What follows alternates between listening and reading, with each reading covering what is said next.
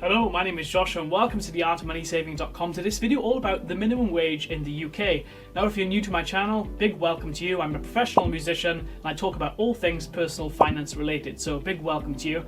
Now I don't know if you've ever heard the acronym FIRE community, Financial Independence Retire Early. Well, I'm going to be talking about the minimum wage from this perspective, so if you've never heard the acronym before, I really hope you can take away something from this video. And the question for me is it possible to live well on the minimum wage in the UK? And is it possible to reach FIRE? Is it possible to retire early? Well, in this video, that's what I'm going to delve into, and I hope you're able to take something away. Stay tuned.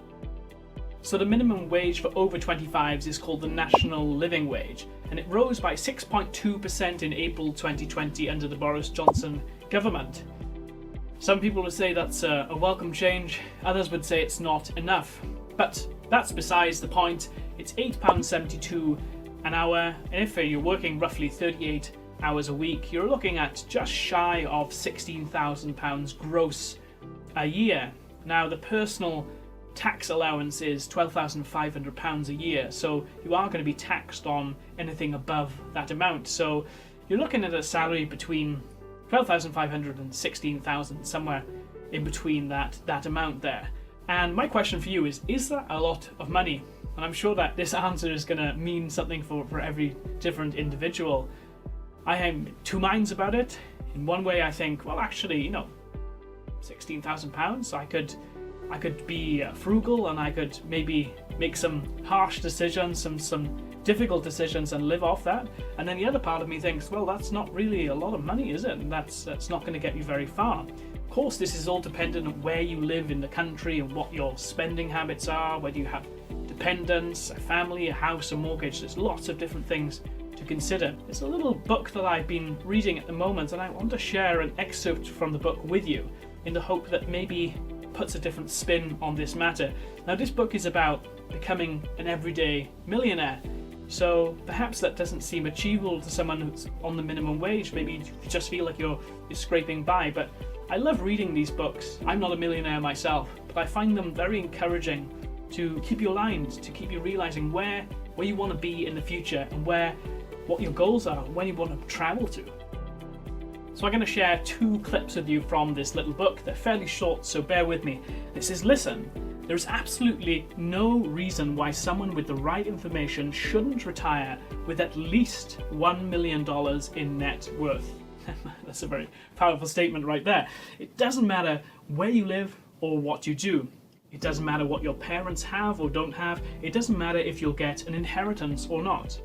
Those are all excuses broke people use to explain why they aren't winning. Your wealth building potential comes down to one and only one person, and that's you. If you want to become a millionaire, you're the only one who can make it happen. You just have to be willing to stop making excuses and start making progress. I mean, that's strong stuff, isn't it? And I think sometimes we feel like this language it's direct, it's harsh. Sometimes it can come across as condescending as well. Like, okay, yeah, you're already up there, you're already a millionaire. And it's easy for you to look down and say, well, you're lazy, you're making excuses. But let's put that to one side for the moment and think about what this means. Is it really possible for someone to become a millionaire on minimum wage? And does it mean that they are making excuses or that they are being lazy? Well, no, absolutely not. That's a load of nonsense, isn't it? Someone's working 38 hours a week and they're doing a demanding job, they're pushing themselves to the limit, just doing a good, hearty job. That deserves to be valued and encouraged, isn't it? But the thing that we have to realize from a financial independence perspective is that the numbers are against you when you are on a lower salary. And if you are on the national living wage or the minimum wage, it is going to be harder to move towards financial independence. So I'm going to read one more clip from this book in the hope that maybe it puts another spin on things for you. And by the way, when you get there, don't apologize for winning. Don't feel bad about your success. Enjoy it. Too many people are afraid of building wealth. They act like they don't deserve it, and they feel guilty for achieving more than someone else. That kind of false guilt is a foreign concept to most millionaires who fought their way to the top through hard work and sacrifice. You see, the millionaires we study believe something that many people today would find revolutionary. They unapologetically believe winning is better than losing. They aren't ashamed of their success. In all the interviews our team conducted, we didn't find anyone who apologized for building wealth. In fact, they were all proud of themselves. And they should be. They've done an incredible job building fortunes that will not only change their lives, but also change several generations of their families. That's definitely what I call winning. So I'm interested to hear what your thoughts are about this. Do you find yourself becoming a bit defensive when you first hear this? How dare you say that? You don't know anything about my life. Or are you someone that's inspired? You think, oh man, this is amazing. This guy is saying I can do it. I can do anything I put my mind to. You know, there's two trains of thought here, and let's digest this a little bit more. I think one of the things that strikes me most about the minimum wage, that £8.72 an hour, is if you do go on to a compound interest calculator and start calculating what saving a certain amount of money per month will do for your finances. This can give you great insight into what your future could look like. I think the reality about the minimum wage is that there's going to be less at the end of the month if you are earning a little bit less than perhaps your friends or your colleagues. And I think that's the decision that you ultimately have to make, isn't it? Are you content with earning the minimum wage, or do you want to propel yourself into something that's going to change your life a bit more in the future?